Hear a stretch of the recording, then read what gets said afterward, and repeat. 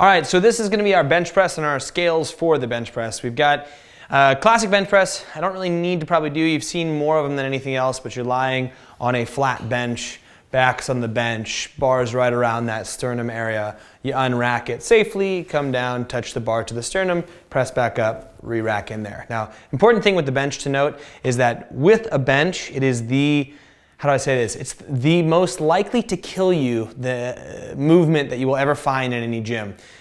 What I mean by that is there are more people who have died doing bench press than any other movement.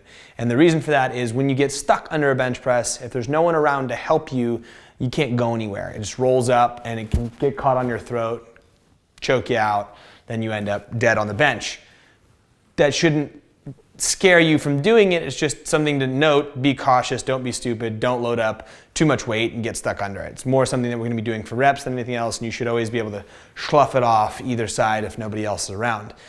A lot of us won't actually have a bench available, let alone a rack to pull it out of, so we're going to give a couple other scales for that. One is going to be a floor press, same basic concept. The range of motion changes because the elbows can only touch the ground and then press back out.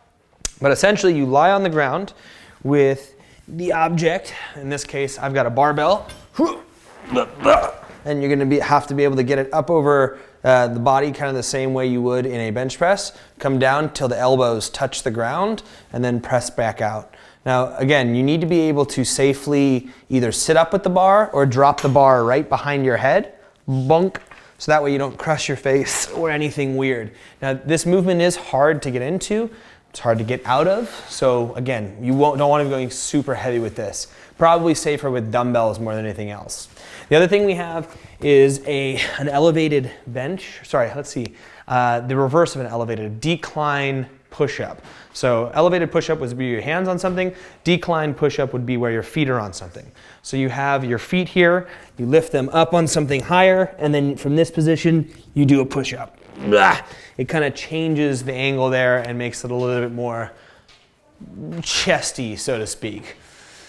Not super easy, not hard to get in, not easy to get into, and medicine ball is actually probably not the safest thing to do it on. Do it on a box, do it on a bench, something where you can elevate your feet and not have it roll like I just did. Lastly, what we have is going to be back on a ball dumbbell bench press. So you basically, on the floor, you use this as your form of a bench.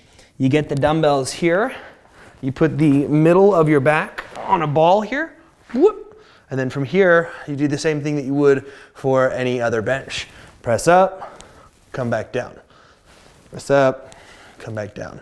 Again, this one's a little easier to get in and out of, but at the same time, it's gonna take some finagling.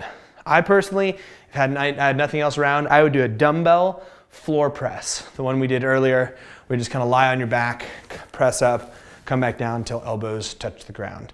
That's going to be our dumbbell and their variations, our bench press and the variations.